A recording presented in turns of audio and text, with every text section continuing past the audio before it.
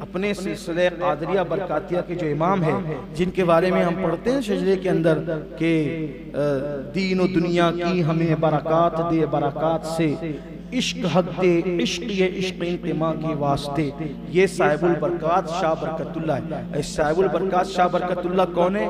महरेरा शरीफ के अंदर जब ये तशरीफ लाए पेम नगर में, इन्होंने अपने मोहल्ले का नाम पेम नगरी रखा था, मोहब्बत की नगरी, और इनका तखल्लुस था जो है वो इश्की, इसीलिए इनको इश्की प्रेमी कहते हैं। ये अल्लाह का जिक्र ऐसा करते थे कि परिंदे इनसे अल्लाह का जिक्र सुनकर अल्लाह का जिक्र करने वाले बन गए थे। मोहल्ले के परिंदे उड़ते चलते फिरते जो है हज़रत साहिबुल बरक़ात से जो है वो जिक्र खुदा सुन करके जिक्र करने वाले हो गए थे। बहुत बड़े बुजुर्ग हैं, बड़े अजीम बुजुर्ग हैं, और कभी वक्त होगा तो इंशाल्लाह इन पे ही बयान होगा, लेकिन सुन ले उनका जिक्र आया है। तो ये चिश्ती घराना, इनका सिलसिला जो था ये चाहे वो खानदानी तौर पर चिश्ती मशाइख से होते हैं, क्योंकि इनके जद्द आला सैयद मोहम्मद दावतुस सुगरा फातह बिलगिराम ये जो थे ये डायरेक्ट ख्वाजा कुतुबुद्दीन बख्तियार काकी के मुरीद और खलीफा थे।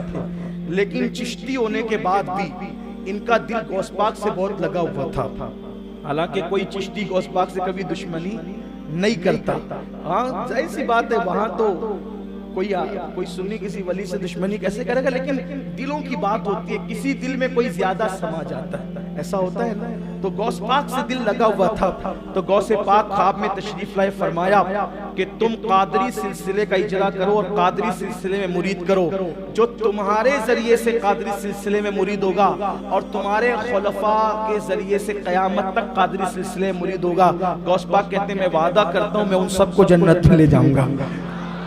ये साहिबुल बरक़ात से वादा है। इसीलिए कादरी बरक़ाती सिलसिला वहां तक पहुंचा कि शायद कोई खानका अभी तक इससे महरूम न रही।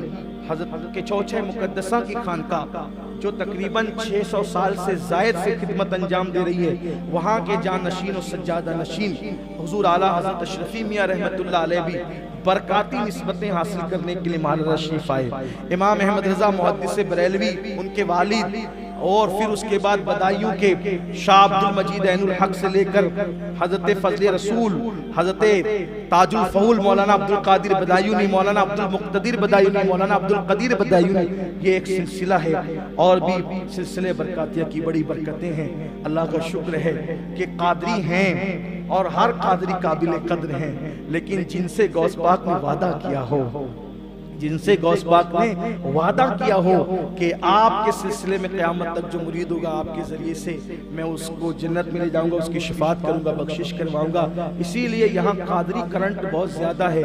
इनके खानदान के सरकार शाह हमजा ऐनी, वो अपना लक़ब ऐनी रखते थे, अपना तखल्लुस ऐनी रखते थे। उन्हीं का मशहूर ज़माना कलाम है गौसे आज़म बमने बेसरो सामा मददे क़िबले दी मददे काबे इमा मददे। और मक्ते में कहते हैं इंतज़ारे करमे दुस्त मने ऐनी रा ऐ खुदा जुओ खुदा बीनो खुदा दा मददे।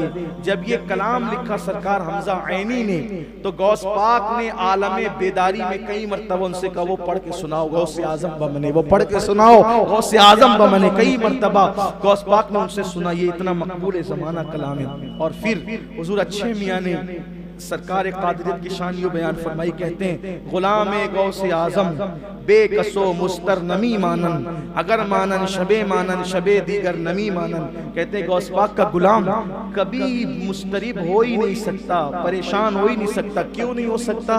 अल्लाह अकबर, क्योंकि वो गौस पाक का गुलाम है। कहते हैं अगर गौस पाक का गुलाम परेशान भी होता है सिर्फ एक रात के लिए होता है, उसके बाद फिर कभी नहीं होता। तो ये गौस पाक की गुलामी का इनाम है।